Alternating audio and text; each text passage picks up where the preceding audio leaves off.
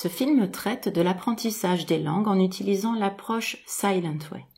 Nous suivons un groupe de Japonais dans le cadre d'un cours d'anglais intensif de 5 jours, et toutes les 2 heures, nous observerons ce sur quoi ils auront travaillé. Nous verrons comment le professeur enseigne, et nous explorerons certaines des raisons pour lesquelles il travaille ainsi.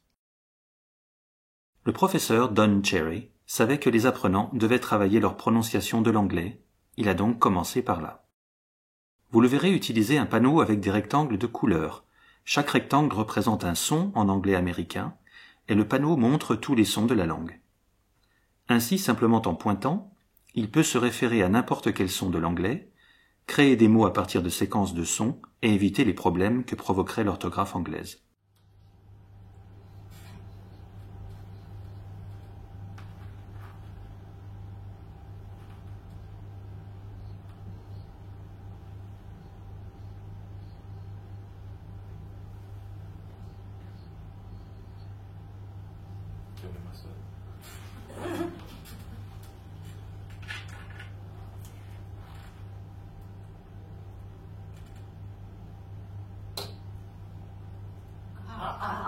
Excellent.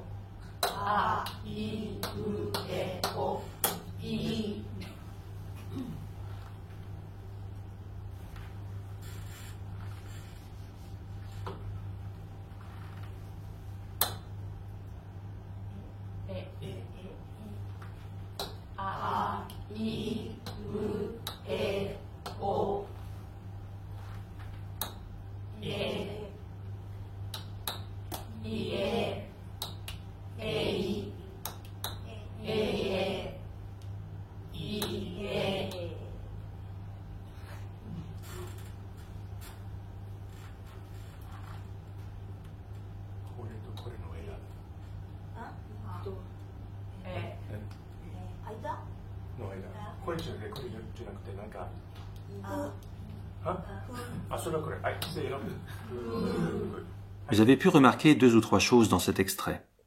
Tout d'abord, vers la fin du clip, lorsque Don a introduit un nouveau son, quelqu'un a essayé de le dire, mais a utilisé un des sons du japonais qu'il connaissait. Don a pointé le rectangle correspondant au son que l'élève avait prononcé, donnant ainsi un retour immédiat, silencieux et neutre. Ensuite, tous les apprenants ont la tête levée et les regards suivent son pointeur.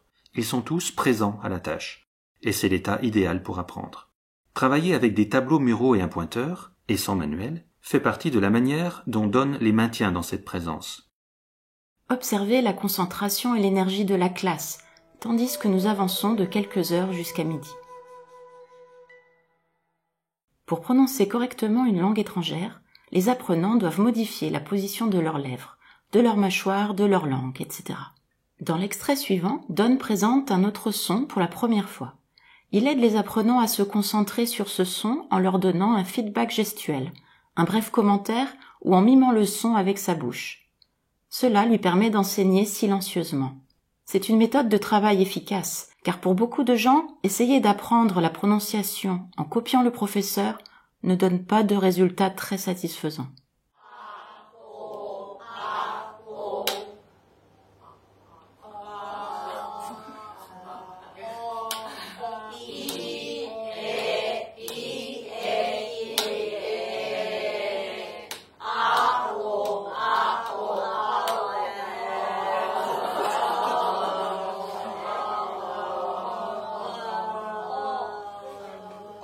Perfect. Perfect. Good. Perfect. すごい。お願いします。教えてください。はい。どうですか。Good. お願いします。教えてください。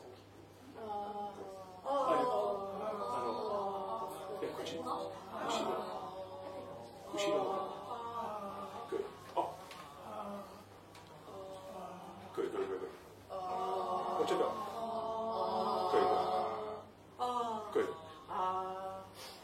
Chicago, New York. New York.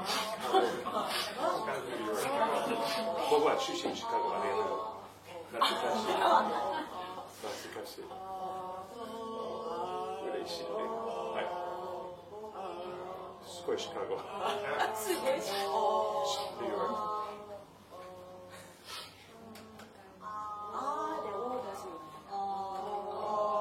Good. Yeah. New York. オーデアどっちかオーデア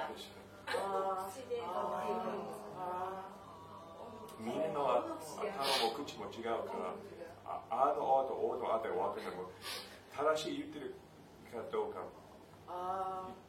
言います。はい。Good. ちょっとニューヨーク。Good. はい。Good.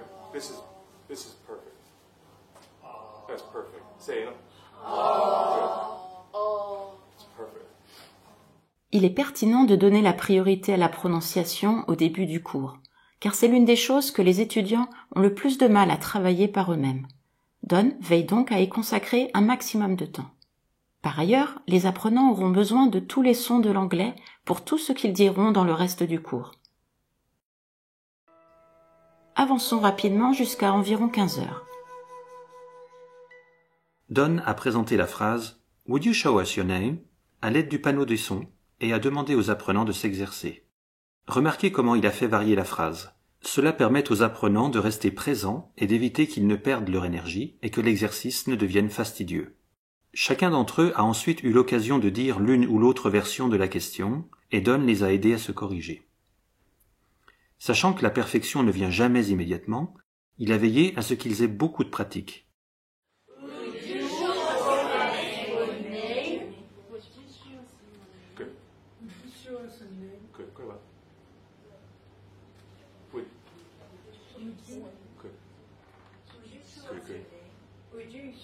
Would you show us your name? Say it. Would you show us your name? Please. Say it.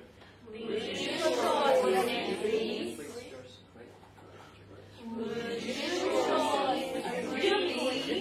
Would you please show us your name? Would you show us your name, please? Say it. Would you please show us your name? Or would you show us your name, please? その2つ練習してください。その2つ。Would you please show us your name? Please show us your name. Please show us your name. Would you please show us your name? はい。 Go.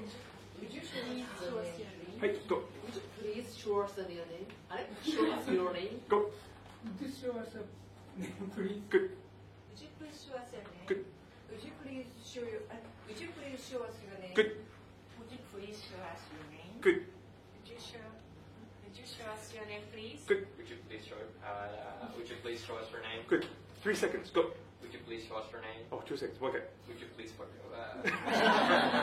Hey, go. Would you please show us? Would you please show us your name? Good. Would you please show us your name? Good. Would you please show us show us your name? Good. Would you please show us your name? はい。せーの。Go. Would you please show us your name? Le silence est un outil essentiel pour Don. Il signifie que ce sont les apprenants qui ont le plus la parole. Après tout, ce sont eux qui ont besoin de s'entraîner à parler anglais. En étant silencieux, Don est mieux placé pour leur donner les feedbacks dont ils ont besoin pour s'améliorer.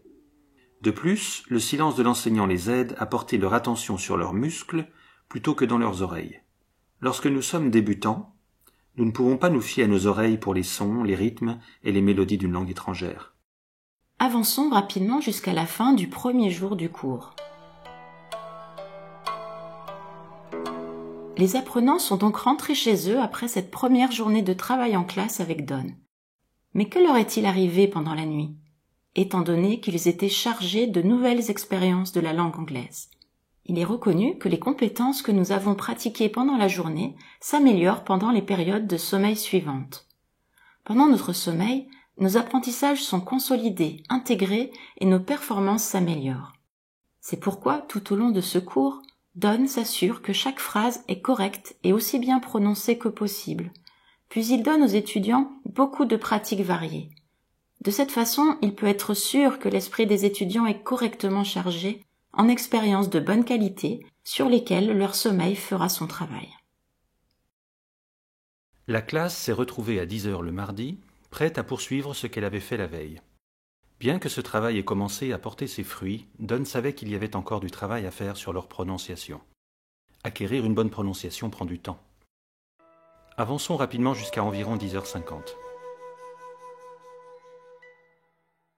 Les apprenants vont travailler sur certains sons américains que les Japonais trouvent particulièrement difficiles. S et R.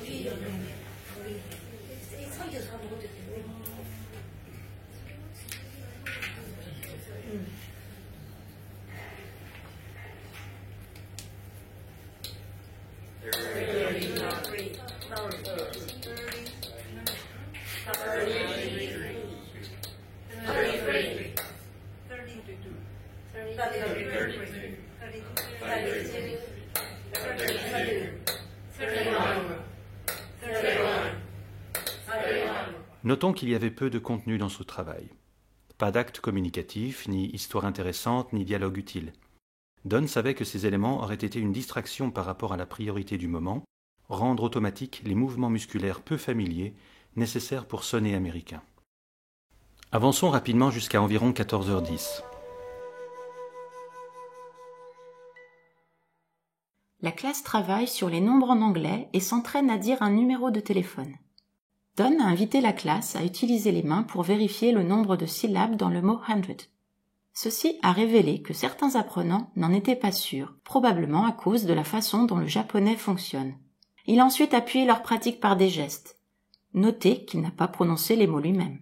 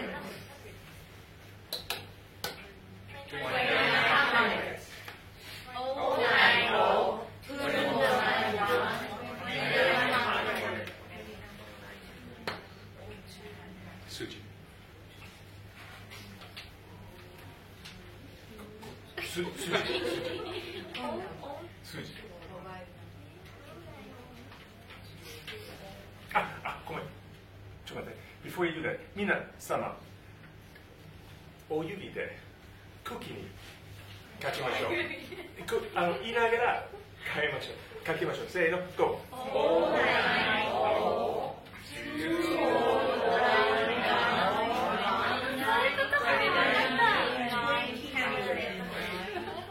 もう一回やって楽しいよ。はい、ゴー。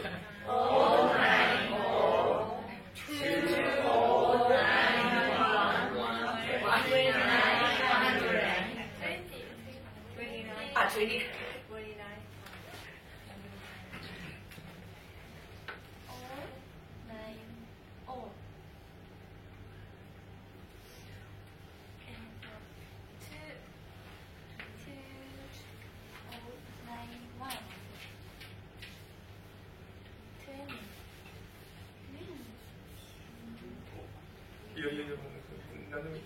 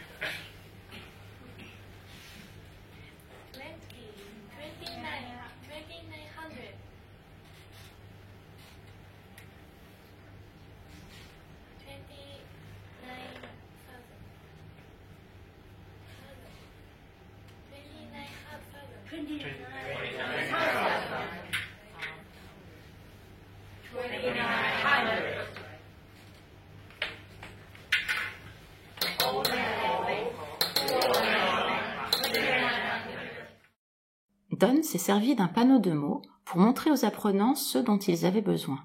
Ce panneau présente les mots correspondant aux nombres en anglais. Les lettres sont colorées pour correspondre aux couleurs du panneau de rectangle. Don peut donc utiliser ce panneau et un pointeur pour aider les apprenants à se familiariser avec ces mots et leur prononciation. Avançons rapidement jusqu'à la fin du 2e jour de cours. Les apprenants ont continué à travailler sur les nombres, puis ils ont commencé à travailler sur l'heure. En regardant ce film, vous remarquerez que Don fait travailler sur chaque expression ou phrase jusqu'à ce qu'elle soit correcte et bien prononcée. Cependant, il ne se contente pas de donner des corrections aux apprenants. Il les amène à expérimenter et, dans la mesure du possible, leur permet de trouver eux-mêmes les solutions en leur donnant des conseils. Chacun apprend du travail des autres, car le processus est immédiat et visible pour tous. Cette façon de corriger n'est pas oppressante, elle ne mine pas la confiance des apprenants et ne perturbe pas leur rythme. Vous pouvez le constater à la façon dont ils réagissent et continuent à travailler.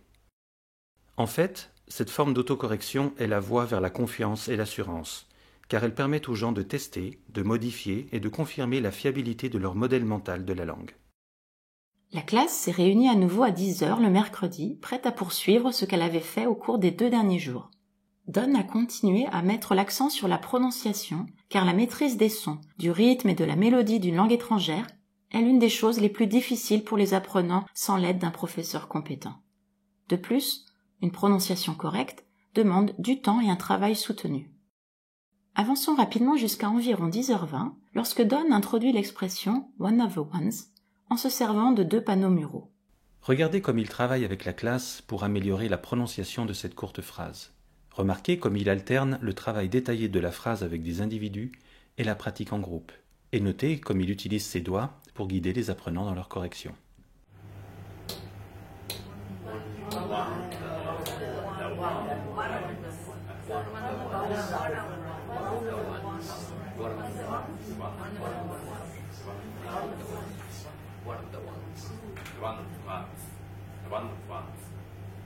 How many words?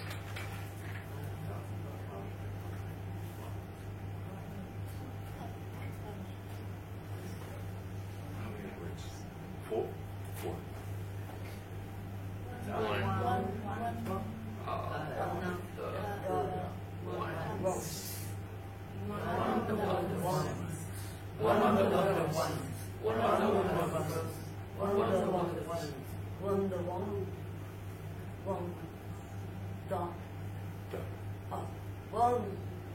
of the one. One. One. One. One. One. One. One. One. One.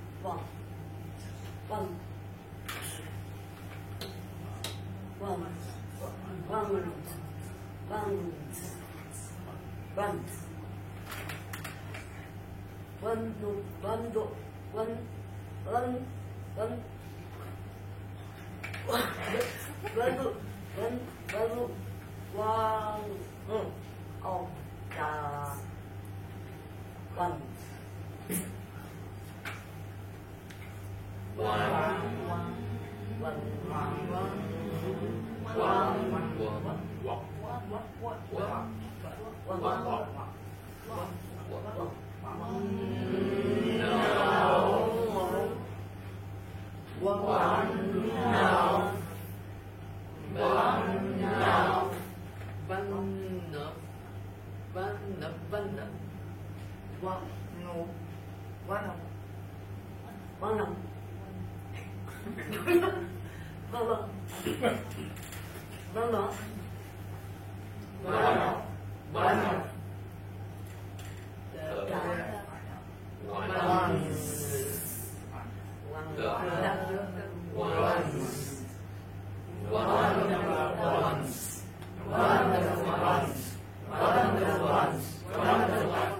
Vous aurez remarqué que même lorsque Don travaille avec un apprenant, tous les autres regardent et écoutent. Parce que Don travaille de la manière dont il le fait, et à cette cadence, les apprenants ont la tête levée et ils sont toujours présents à la tâche du moment. Ainsi apprennent-ils, indépendamment de la personne sur qui se focalise le travail de la classe à ce moment-là. Avançons rapidement jusqu'à 12h30 mercredi, le 3e jour du cours, c'est-à-dire à peu près à mi-chemin. Don avait placé quelques aimants choisis sur le panneau de rectangle et la classe s'est entraînée à lui donner des instructions sur ce qu'il fallait faire avec ceux-ci. Ils ont ainsi pu pratiquer des verbes comme take ou put.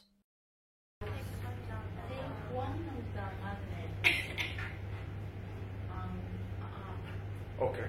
Take one of the magnets that are on up. Good. Okay. Take one of the magnets that are on up. 同じ。せーの。 Take one of the magnets that are on up. で入れない単語はどれ？アキラ。 Take one of the magnets. 3で。Which one we don't need? はい。いいかね。はい。Go, アキラ。 Take one of the magnets on up.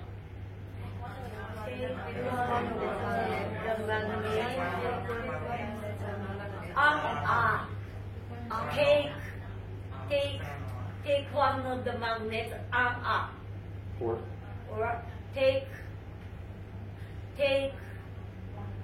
one of the magnets that are on up.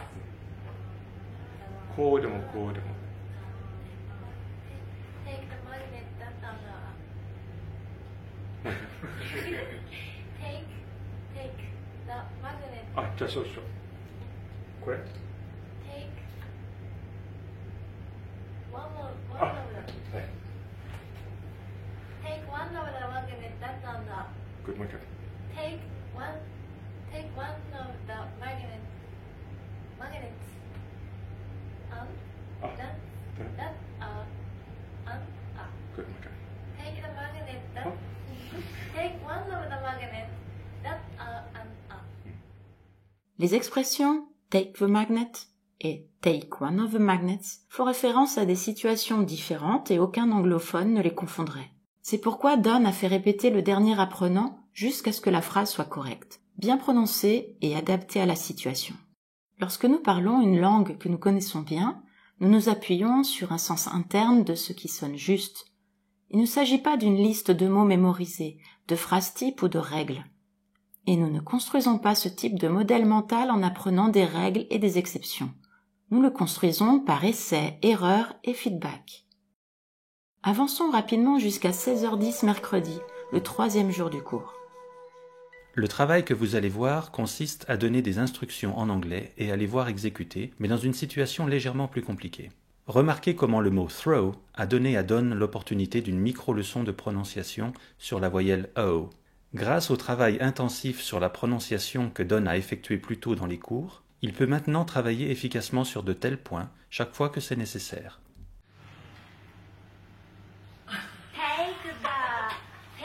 the one straw of the pink paper cup and put on and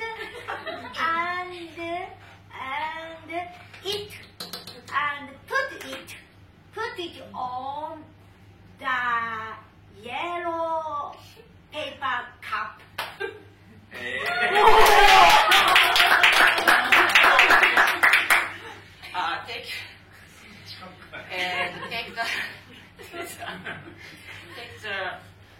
Take the straw off of the yellow cup and throw away. Throw it away. もう一回言って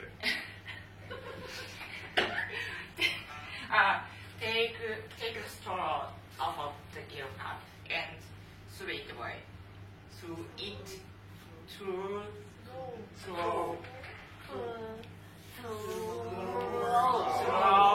Throw it away. Throw it. Take straw off of the yellow cup and okay. Take the straw off of the yellow cup and throw it away. Throw It away. Take the straw off the yellow cup and Throw away.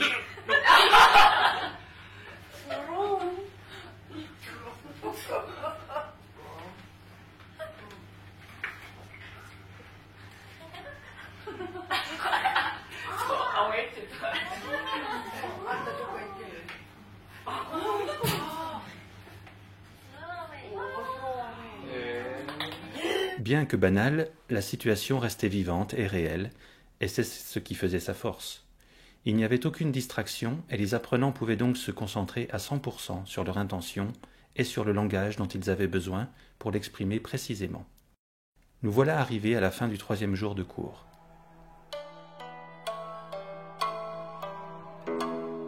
La nuit sera une nouvelle occasion pour la classe de consolider ce qu'elle a travaillé.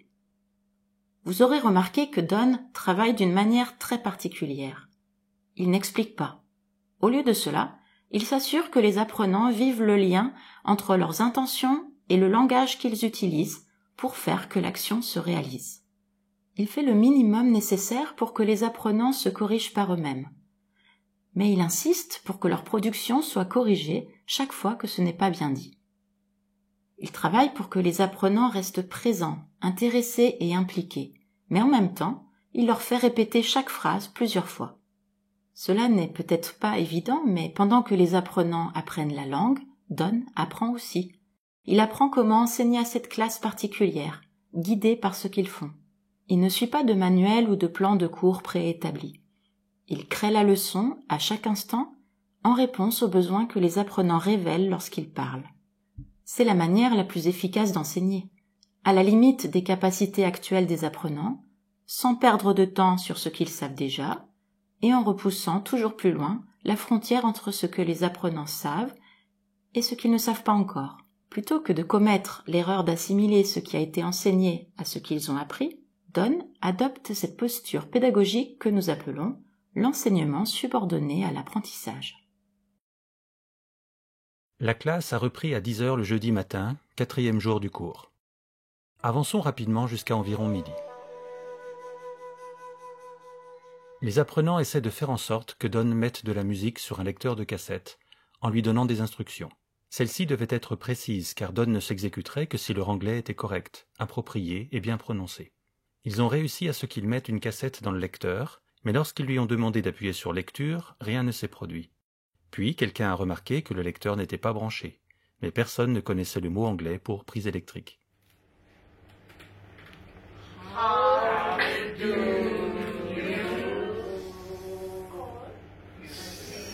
How do you say? Concept. in English? Consent. How do you say consent in? Oh, how do you consent in? How do you say consent in? In English. English. How do you say consent in English? How do you say consent in English? How do you say consent in English? How do you say consent in English? What Do you say? consent called? Oh! What's consent called in What's consent called in English? What's consent in called English? What's Consent called in in English. What's consent called in English? I don't know.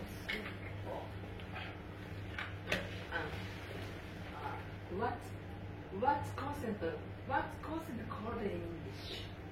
Oh, I don't know, sorry. What do you say consent in English? Good. How do you say consent in English?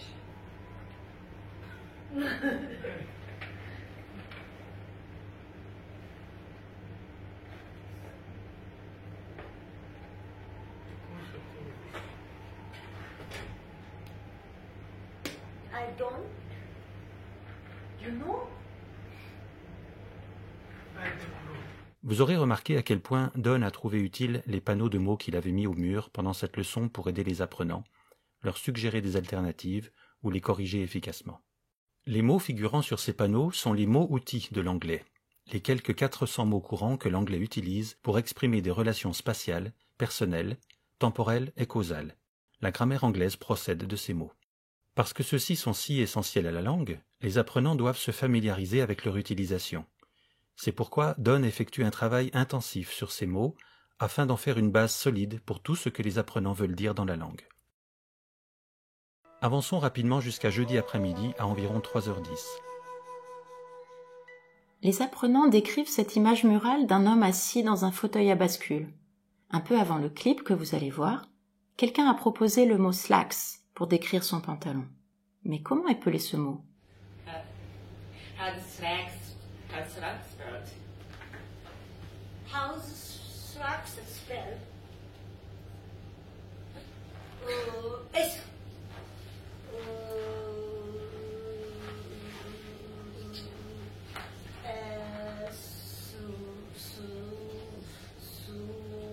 M.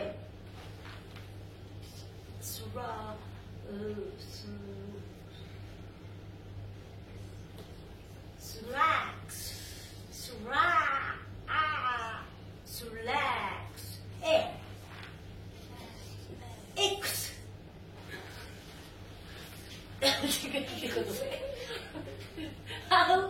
How is tracks spelled?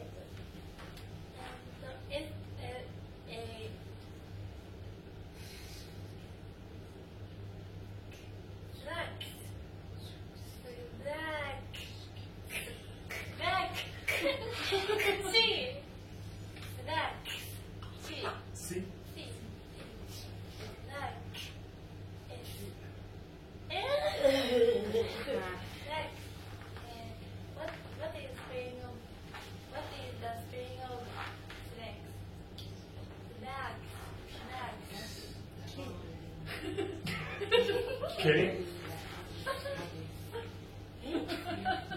Time to see the map.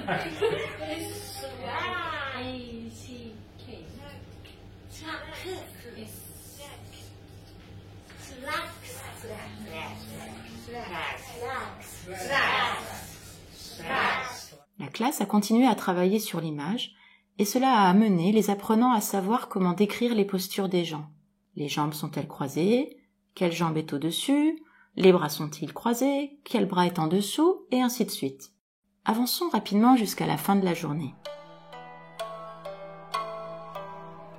C'est le soir du 4e jour du cours. Don prend soin d'agir de manière à ce que les apprenants se rendent compte quand se présente quelque chose qu'ils ne savent pas, ou qu'ils doivent changer, ou qu'ils peuvent améliorer dans leur anglais. Ce sont ces petits moments de prise de conscience qui donnent l'impulsion ou l'énergie nécessaire à l'apprentissage. Par exemple, regardez à nouveau le moment que vous avez déjà vu dans ce film lorsque Don a introduit ce nouveau son particulier.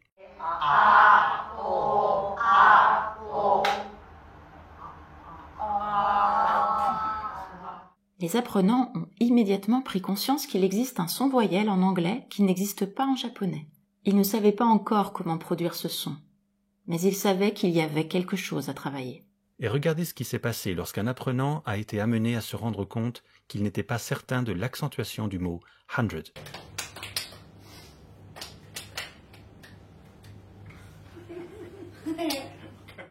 Cette prise de conscience l'a incité à travailler sur le rythme correct, à savoir 2 syllabes, la première étant accentuée. Et enfin, rappelez-vous le moment où Don s'est assuré que tout le monde comprenait que « throw away » ne signifie pas la même chose que « throw ».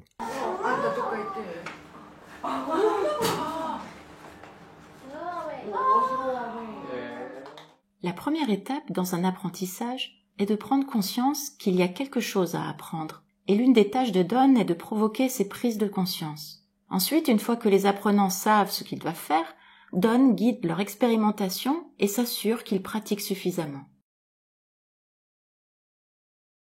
Ainsi, nous arrivons maintenant au 5e et dernier jour du cours. Avançons rapidement jusqu'à 10h45. Les apprenants se sont entraînés à se demander un chewing-gum. La plupart des apprenants avaient obtempéré et l'avaient donné à chaque fois qu'on le leur avait demandé, jusqu'à ce qu'un apprenant décide de répondre par un nom catégorique. Quelqu'un a alors trouvé le mot « grab » pour décrire ce qui s'est passé.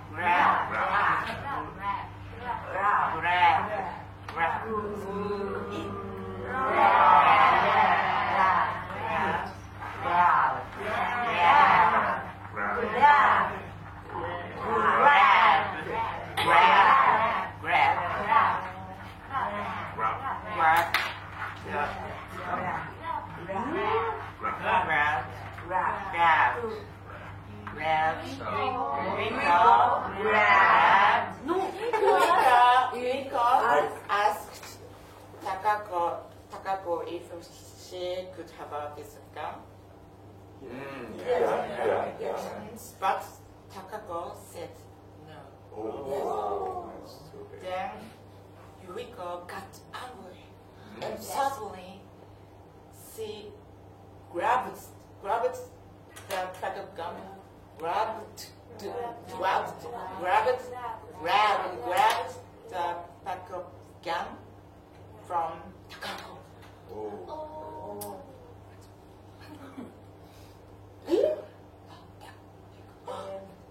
Are you alright?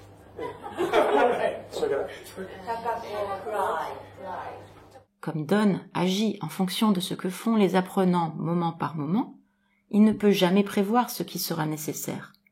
C'est également pour cette raison que Don n'utilise pas de manuel, de feuilles de travail ou de jeux de rôle préétablis. Ce que les apprenants génèrent eux-mêmes est plus que suffisant. Avançons rapidement jusqu'à 14h20, le dernier jour du cours. Don a mis un dessin sur le tableau blanc et les apprenants ont inventé leurs propres histoires à ce sujet. Après que le groupe s'est exercé en binôme, un apprenant commence à raconter sa version de l'histoire. Remarquez que Don a laissé les apprenants trouver eux-mêmes la forme correcte du verbe dans la première phrase. Il n'a pas perdu de temps en explication. Au lieu de cela, il s'est simplement assuré que les apprenants pratiquent suffisamment, une fois que la forme correcte avait été découverte. Okay. One day there is a couple. Okay. One day there is.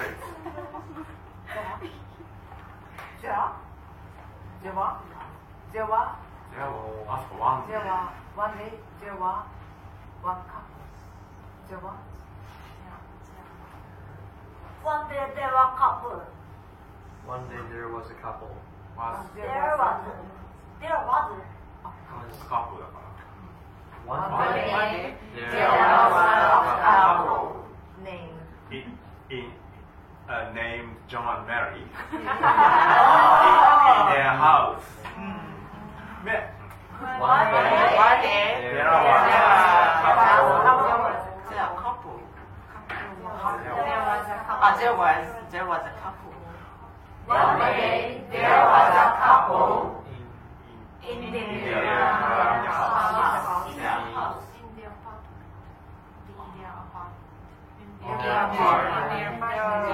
その感じ。One day there was a couple in their apartment. On the couch, sitting on the couch. One day there was a couple in their apartment. Sitting on the couch. One day there was a couple sitting on the couch in their apartment. One day there was a couple in their apartment sitting on the couch. One day there was a couple in their apartment sitting on the couch. En imposant un rythme rapide et en variant de façon inattendue l'ordre des parties de l'histoire, Don a gardé les apprenants sur le qui-vive et les a obligés à élever leur niveau de jeu pour que les mots viennent immédiatement et sans hésitation. Avançons rapidement jusqu'à environ 16h30. La classe avait travaillé sur les relations spatiales en utilisant des mots tels que nord et sud, nord-est et sud-est, nord-nord-est et sud-sud-est, etc. Don avait dessiné une carte du comté imaginaire de Orange, avec quelques villes comme Blue City, Red City et Green City.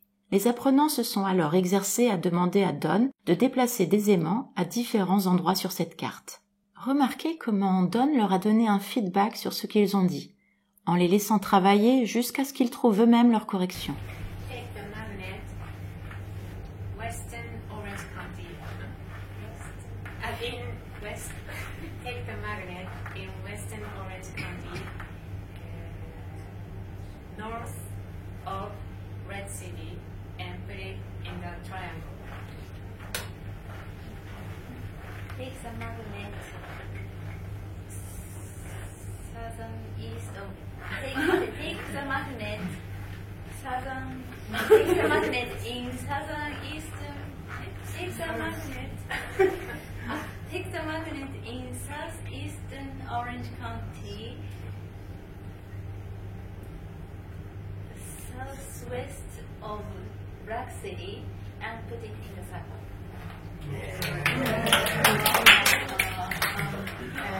Take the magnet, Central Orange City. Take the magnet, Central Orange City. In Central Orange City. In Central Orange City. Take the magnet in Central Orange City. Orange City, north of Orange County. Orange County. North of Blue City. North of Blue City, put it in the triangle. Take the magnet in Central Orange County, south of Blue City, and put it in circle. Put it in the circle. Take the magnet in the central part of Orange County, east of Blue City, put it in that triangle.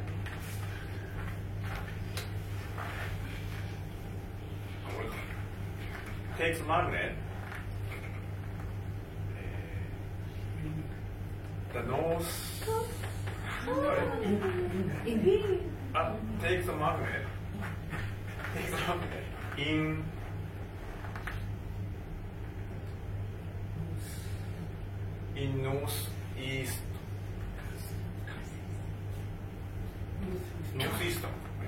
northeastern Orange County and put it in the south.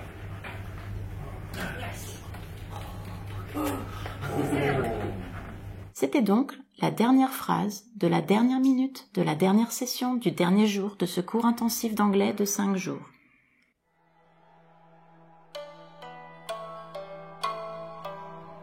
Vous avez pu observer certaines des techniques clés que Don utilise dans son enseignement. Il travaille sur la prononciation en faisant en sorte que les apprenants placent leur attention en eux-mêmes, sur leur façon d'utiliser leur bouche et leurs muscles. De plus, il travaille sur les éléments fondamentaux de la grammaire anglaise en amenant les apprenants à utiliser les mots outils de la langue. Plus important encore, vous avez vu sa façon de travailler. Il parle très peu lui-même, donne des feedbacks, amène autant que possible les apprenants à s'autocorriger et leur laisse beaucoup de temps pour une pratique variée. Et vous avez également vu que jusqu'à la dernière minute, à 16h30, un vendredi après-midi, les apprenants ont été stimulés, engagés et enthousiasmés par cette façon de travailler.